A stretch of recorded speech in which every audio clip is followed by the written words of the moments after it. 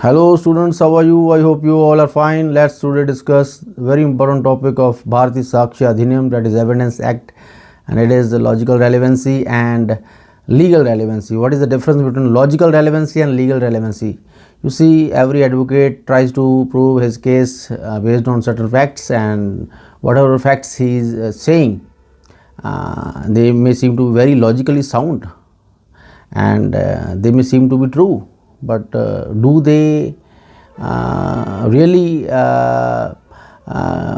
come through the filter of the Evidence Act or pass through the filter of the Evidence Act? This is the criterion, this is the main discretion which the court exercises. You see, from section 3 to section 50, this is the main path through which the facts have to go through. So this is the filter.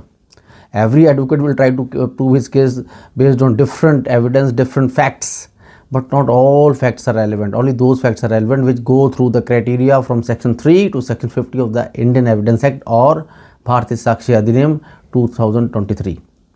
There are very important sections from section 3 to section 50, and the chapter name is chapter this relevancy of facts. This is Universal Bail Act. So this chapter 2 is very important, and all those facts which the court admit, they have to pass through these sections, because until unless that fact is not made relevant by these sections, that fact may be logically sound or logically relevant, but it is of no use before the court, because court is bound by the Evidence Act, court is bound by the Bharati Sakshi Adhiniyam. Court is not bound by the probability of logically sound evidence or logically sound fact. It may, howsoever, may be sound or logically sound, but it has to be relevant according to the provisions of the Evidence Act, because otherwise prejudice can come before the court. The jury or the court shouldn't be prejudiced, shouldn't be biased. There is no place of sentiments or emotions in the court of law. The court has to be strictly abided by this Evidence Act rules from section 3 to section 50. If the fact which the court examines, it has gone through this filter of section 3 up to section 50, then it is relevant and it can be admissible by the court of law. Otherwise, howsoever sound, logically sound it may be, it is not admissible by the court of law. So what we summarize here is that every logical fact, howsoever it may be logically sound, may not be relevant fact. Every logical fact may not be relevant fact, because which fact is relevant fact? That fact which passes through the chapter of relevancy of facts from section 3 up till section 50. This is the test, whether the fact is relevant or not relevant. So what we get from here? We get from here is that all the relevant facts which has gone from section 3 to section 50, whatever section applies on that particular fact, it has gone through that section, and that section allows that fact to be admitted, then obviously that will be logical also. Every relevant fact is logical also. I repeat, every relevant fact is logical also. But every logical fact may not be relevant. Every relevant fact is logical, but every logical fact may not be relevant. Which logical fact is relevant? Which passes through section 3 up till section 50 of the Bharati Sakshi Adhiniyam. And one thing more, every admissible fact may not be relevant also. Though most of the admissible facts are relevant, but every admissible fact may not be relevant, because some admissible facts may not be relevant, because they can be irrelevant also. They can be irrelevant. You see, these are the things. For example, a person confesses before the police officer under section 23 of the Bharati Sakshi Adhiniyam that I have committed the murder. You know, confession before the police officer is not relevant. Though it is logically sound, it is most probably logically true. If the police has not harassed him, the police has not tortured him, he has voluntarily said something before the police officer that he has committed the crime. He has confessed to his guilt. Even then, that thing will not be admissible by the court of law under section 23, because there is a presumption that the police might have tortured him. So it's a general law. In particular case, the person may have voluntarily told the truth to the police officer without the police officer beaten him, without the police officer giving any torture to him.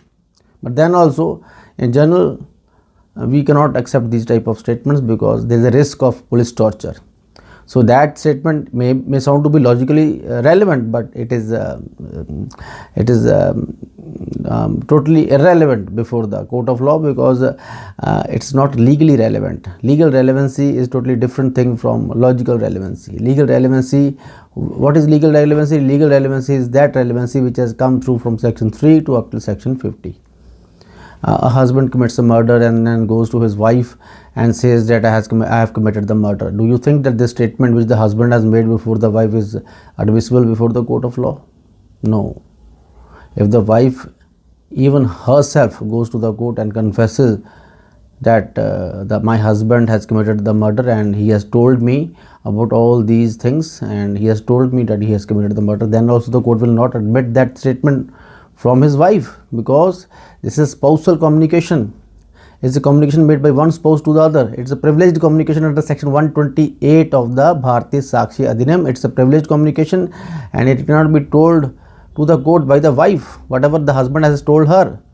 It may seem to be logically relevant, it may seem to be totally true, because the husband, obviously most of the husbands tell their wives whatever they are doing, but logically sound statement, but legally it's not relevant because it is hit by section 128 of the Bharatiya Sakshi Adhiniyam. Similarly, client and advocate, there is a professional communication between client and advocate.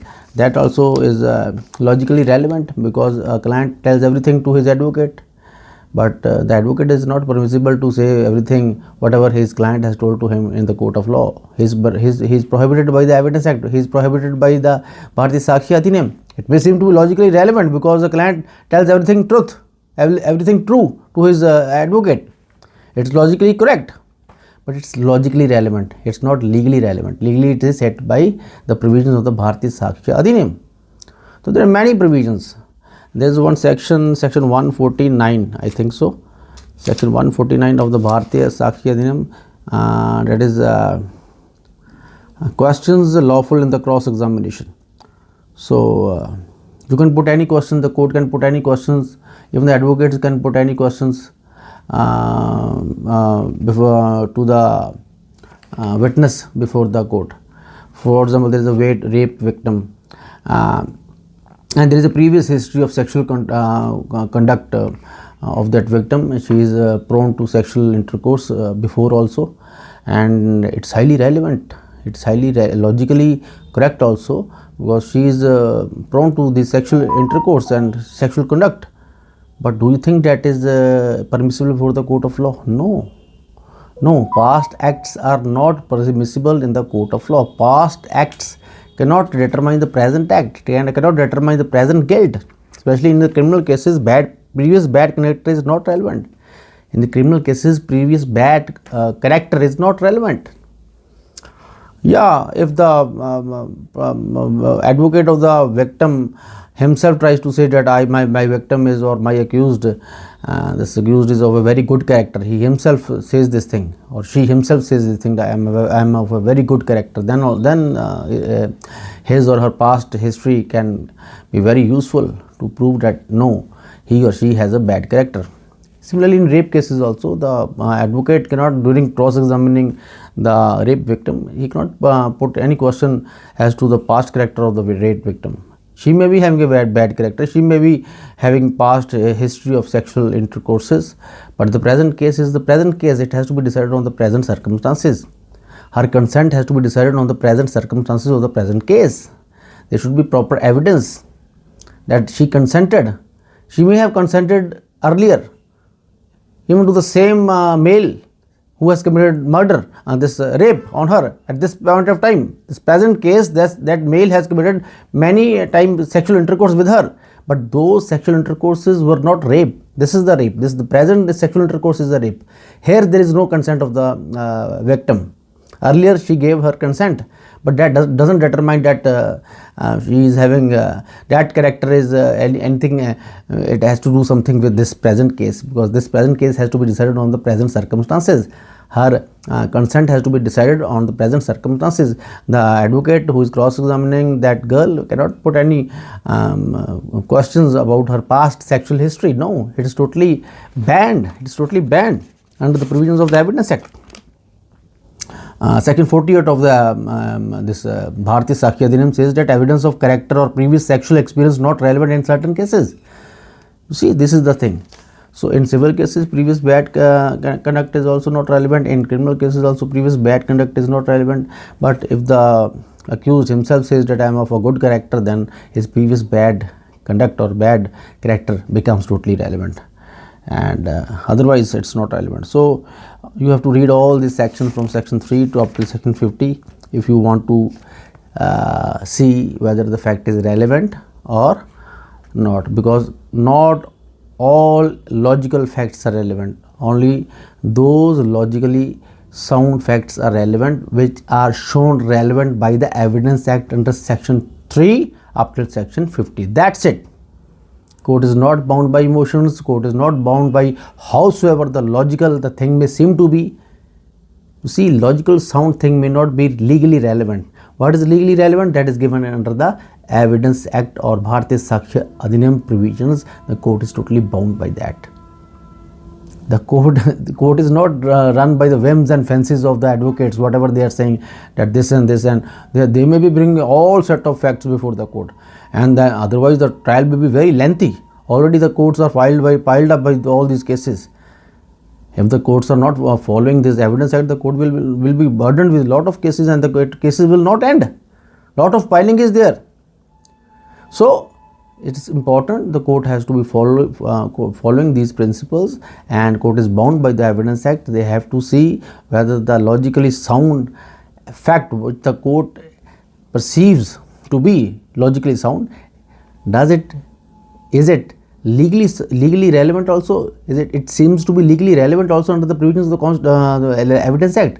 If it doesn't passes through the filter of the Evidence Act provisions, then it may be logically sound, but it is not admissible under the court of law. It is not admissible. So all logically sound facts may not be legally relevant, and all legally relevant facts are logically sound or logically relevant. So all legally relevant facts are logically relevant, but all logically relevant facts may not be legally relevant, and all legally relevant facts may not be admissible also. This is also the important thing. All legally relevant facts may not be admissible also, but all admissible evidence may not be legally relevant also. Sometimes irrelevant facts are also admissible. For example, the case is totally dependent on circumstantial evidence, indirect evidence. There is no direct evidence, there is no direct witness, there is no eyewitness. The case is totally dependent on the circumstantial link. The court has to link the things. That is res gesta under section 5, 6, 7, all these things. Section 4, relevancy of facts forming part of same transaction, section 4. So this is no res gesta. If the case totally depends upon the fact and circumstances of the case, there is no direct evidence, then sometimes hearsay evidence is also becoming relevant, because the court has to prove the case, the police has to prove the case, the prosecution has to prove the case before the court of law, and the court has to decide the case, because every point points towards the guilt of the accused. So court has to the police or the investigation agency has to gather the facts and gather the facts from all the circumstances, whatever circumstances are there, to prove the case, because there is no direct evidence.